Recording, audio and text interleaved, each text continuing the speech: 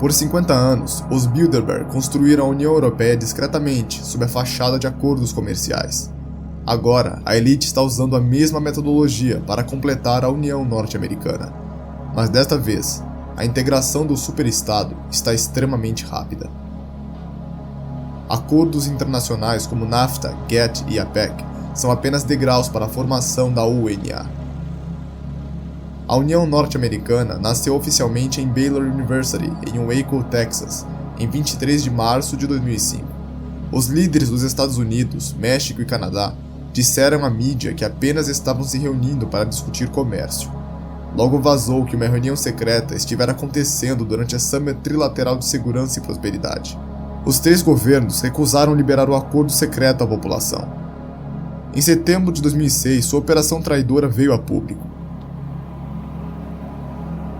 De 12 a 14 de setembro, em Banff, Canadá, centenas de eleitos e indicados líderes dos governos do Canadá, México e Estados Unidos reuniram-se em segredo. No último dia da conferência, alguém de dentro do secreto Fórum da União Norte-Americana vazou a agenda. As manchetes do jornal canadense veicularam a história. A Judicial Watch Foundation submeteu um requerimento ao Ato de Liberdade à Informação para obter a agenda completa e horários da Assembleia Secreta. Muitas agências federais se recusaram e citaram segurança nacional. A fundação finalmente teve sucesso e recebeu milhares de páginas de documentos. Os documentos, marcados como sem classificação, mostram o formato de um governo secreto, dirigido por burocratas e executivos com autoridade absoluta.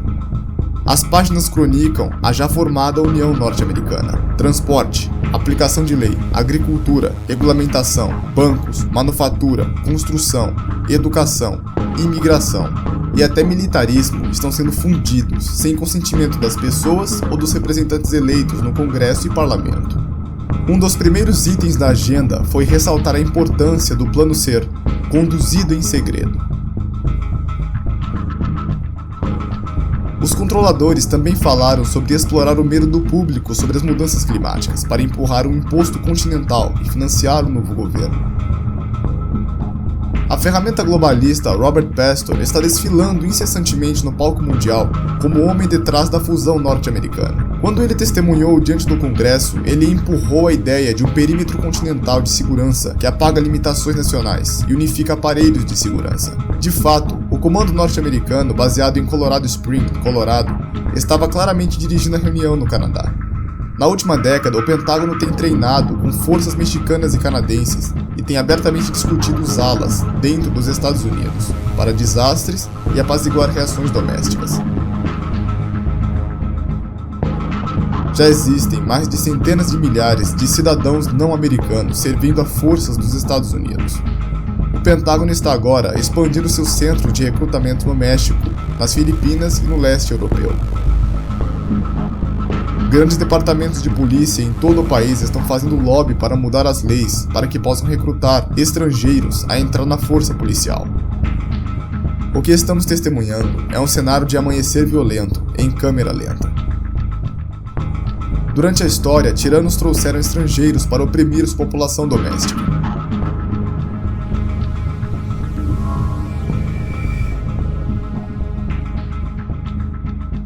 Quando sua operação secreta foi exposta, os 3 governos entraram em modo de controle de danos. A Parceria de Segurança e Prosperidade rapidamente encenou uma cúpula que foi realizada em Ottawa, Canadá, em fevereiro de 2007. It is the only way that we can achieve security and prosperity for our people is through this cooperation. We actually occupy one physical space, the North America. We've also had a chance as foreign ministers to talk about how we cooperate in the region and indeed in the world. A couple of weeks ago, Al-Qaeda supposed whatsoever. The Security and Prosperity Partnership has been signed without any sort of parliamentary debate. Publicações globalistas têm começado com a frustração deles, já que da última vez a população não comprou a ideia. Conforme a integração dentro das uniões europeia e americana acelera, os próprios superestados vão emergindo. Em 30 de abril de 2007, uma cúpula ocorreu na Casa Branca. A abordagem discreta da Aliança de Segurança e Prosperidade alarmou o público. Então, dessa vez, o presidente Bush, a chanceler alemã Merkel e o presidente da Comissão da Europa, Barroso, esconderam a traição na dissimulação. A BBC reportou que os Estados Unidos e a Europa haviam concordado com um mercado único. Pela anunciação da Comunidade Econômica, eles estão simplesmente repetindo o que foi feito na América e Europa, só que em maior escala. O acordo afirma que os dois blocos empurraram agressivamente uma convergência regulatória em mais de 35 áreas, de serviço financeiro à propriedade intelectual, militarismo, educação, fusões e aquisições. Eles também concordaram em conjuntamente empurrar um imposto global sobre o carbono. A União Africana nasceu da Comunidade Econômica Africana, iniciada no começo dos anos 80. A União Africana é financiada pelo consórcio de entidades internacionais, governamentais e corporativas. O Exército da União Africana serve como uma força defensora da exploração africana pela nova ordem mundial. Na Ásia, a PEC e ASEAN anunciaram planos para formar a União Asiática, consistindo de nações da Ásia e do Pacífico, havendo mais de 3 milhões de pessoas dentro dessas fronteiras. Conforme as uniões se formam individualmente, elas são simultaneamente fundidas para formar o primeiro governo planetário.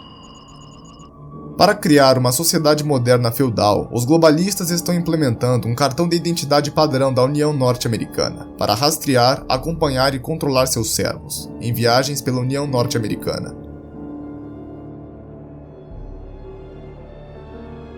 Criando um deslocamento massivo da humanidade, criado pela globalização, a nova ordem mundial está rapidamente construindo a infraestrutura física da União Norte-Americana, a grade de controle das superestradas NAFTA.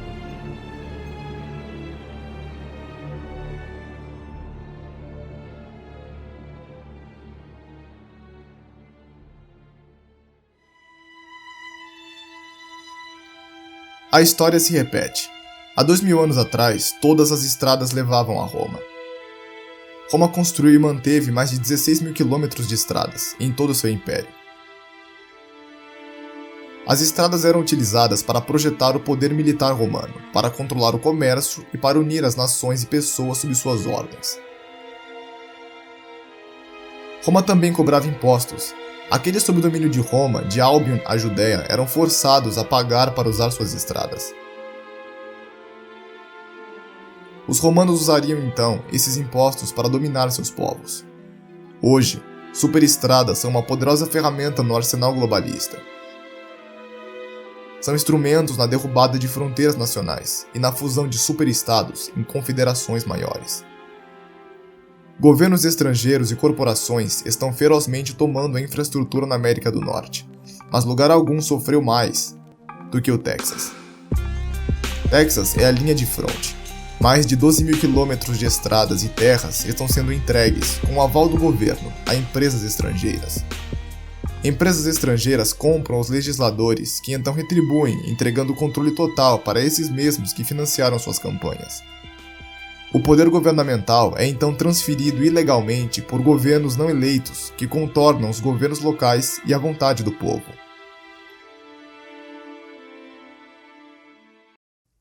Mais de 80 estradas federais e estaduais foram designadas como artérias internacionais. O corredor I-35 NAFTA começa dentro do México, viaja através do interior dos Estados Unidos e termina na região central do Canadá. Navios da Ásia deixam suas cargas no lado Pacífico mexicano, que então viajam, livre de impostos, até o porto terrestre da cidade de Kansas, que agora é considerado solo mexicano, no coração dos Estados Unidos. Por meio de autoritários acordos internacionais, empresas estrangeiras estão colocando pedágios em estradas já financiadas. Documentos corporativos e governamentais mostram vão usar a receita alcançada para construir a infraestrutura de transporte do Canadá, não a dos Estados Unidos ou México, para que manufaturados estrangeiros possam entrar ainda mais rápido. O capital levantado também será utilizado para fundar a União Norte-Americana e sua crescente burocracia. Resumindo, Eles estão usando nosso próprio dinheiro para nos escravizar. Em 2005, a empresa estrangeira Cintra assinou um acordo secreto com o Departamento de Transporte do Texas para erguer pedágios em estradas já existentes, ou já completamente pagas pelos impostos. A TxDOT, uma não eleita agência estatal, afirmou que o acordo com a empresa estrangeira era segredo até mesmo para o legislativo do Texas. Quando a verdade veio à tona, jornais por todo o estado clamaram por cassação política. A resposta do governo foi fazer sua subsidiária australiana comprar seu primeiro jornal americano. Todos os jornais que eles compraram mantinham cobertura jornalística no corredor Trans-Texas e haviam criticado o plano de pedágios em estradas. O custo de 40 ou 50 jornais não é nada comparado com os lucros que seriam feitos. Apenas na fase 1, o plano de pedágio nas estradas do estado estima arrecadar mais de 20 bilhões de dólares, só nos primeiros 15 anos, e o Texas é só uma pequena parte do panorama global. Uma combinação de empresas transnacionais está agressivamente consolidando o financiamento de infraestruturas mundialmente. E o mesmo interesse está erguendo um governo mundial, de acordo com as próprias regras deles. Literalmente, um país das maravilhas de corrupção corporativa, onde o governo é um mero aspirador de pó, sugando riquezas e recursos da classe média e transferindo-as para contas em bancos distantes, deixando para trás um lixo cultural e econômico de escravos facilmente governados.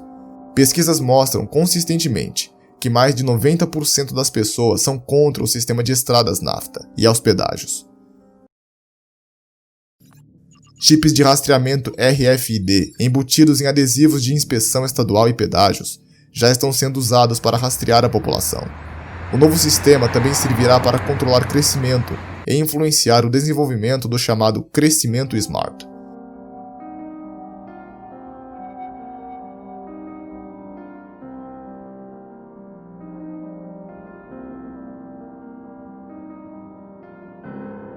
Pedágios em estradas interestaduais por toda a nação estão bloqueando rampas de saída para cidades pequenas e comunidades rurais, e planejadamente criando cidades fantasma.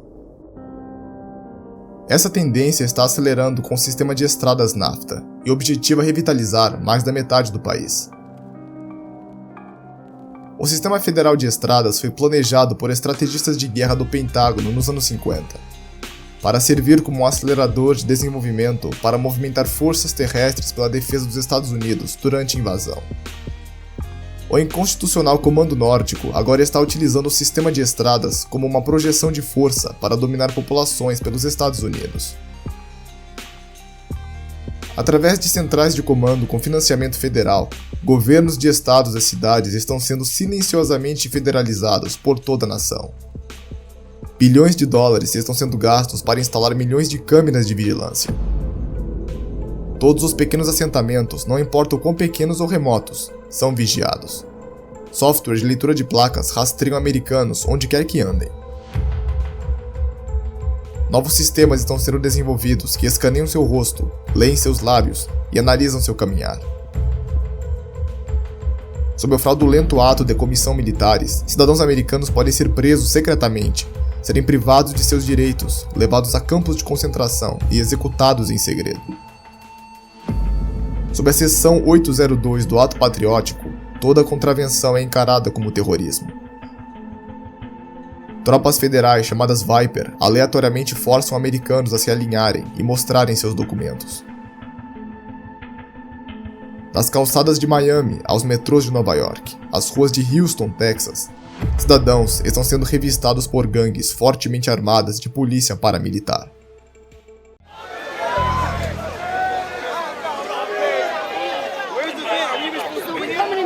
Come on, guys, come here. Yo, can you get that camera off of us, sir? Sir, can you get that camera? United States, First Amendment. All right, but you can get that camera. I'm saying get the camera out of my face. That's what I'm saying. You're on the streets of New York. So what does that mean? I'm saying get that camera out of my face. That's what I'm saying. It's a free country. Fuck wrong with It's a free people, country. man? Get this damn camera out of my face. Hey, this isn't Nazi Germany. There's no camera in your face. God. Hey, move to Russia, okay? Yo, Sarge. We can have cameras on the streets. I said, get it out of Your my guy face. starts cussing at us out I of the said, get it out of my face. That's what I'm saying. It was never in your face.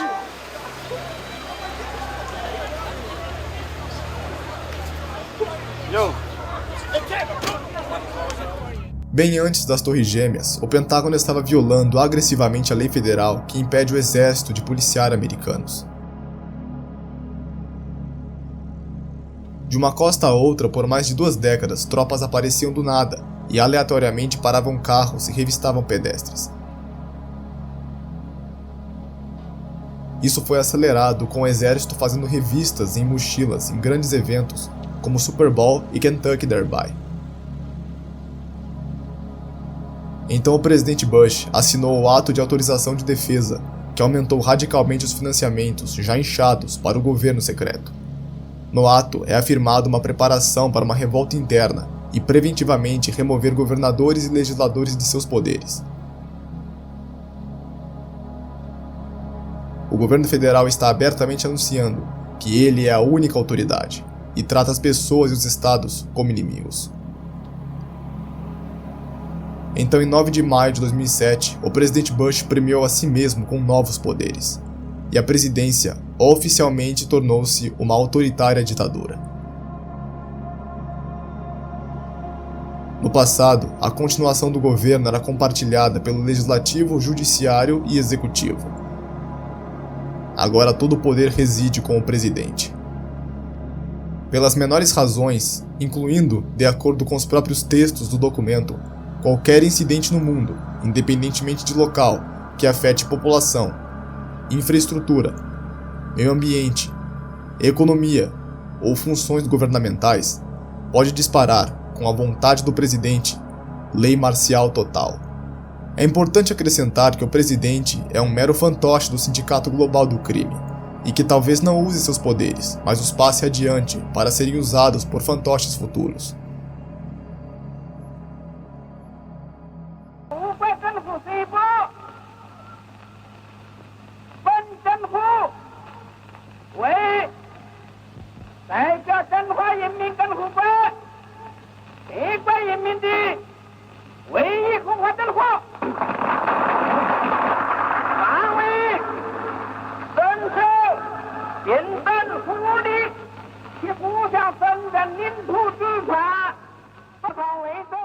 Приобретена эта победа. Не забывайте принесенных вами жертв. You must teach people to love their leader. This is the only most important.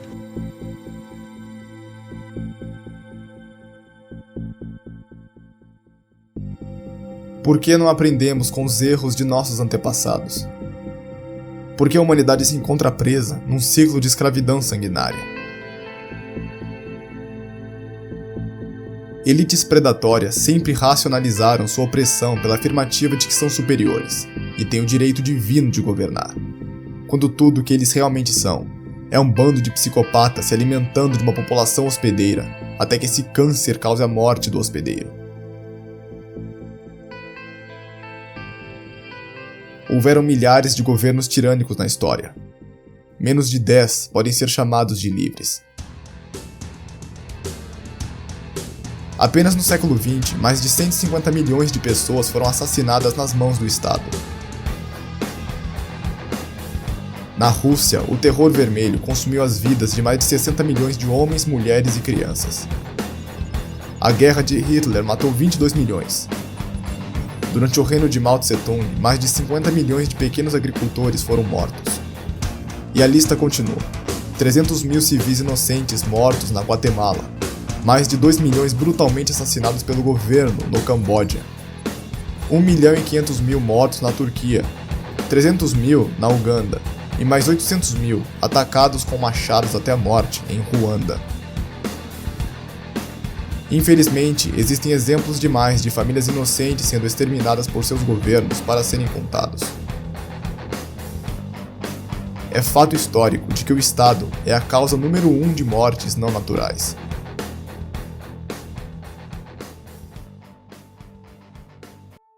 Para aqueles que acham que isso não pode acontecer aqui, Você foi avisado.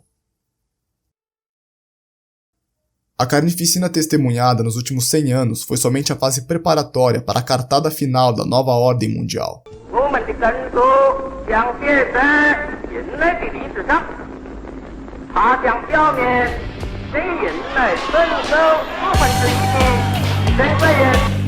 Os crimes de Hitler e Stalin agora são partes da história, mas o comunista sistema chinês do mal não está contente com o maior recorde de mortes da história. A escravidão e a chacina em massa ainda continuam atualmente, e aproveitam o suporte e as sanções da nova ordem mundial.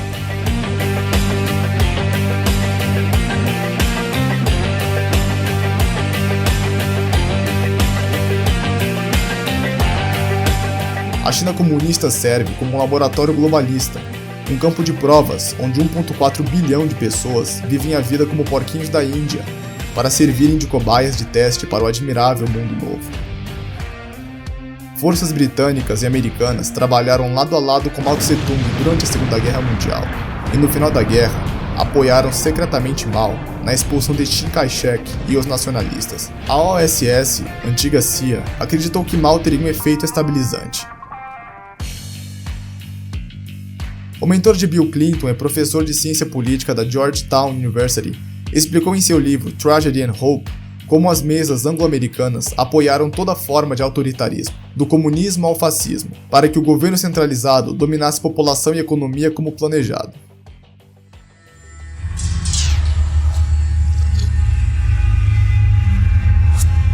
A elite são homens monopolistas. Eles almejam criar monopólios e dominar populações pelo cano de uma arma. Em seus textos, a liderança da nova ordem mundial tem continuamente louvado o corrupto modelo da China comunista.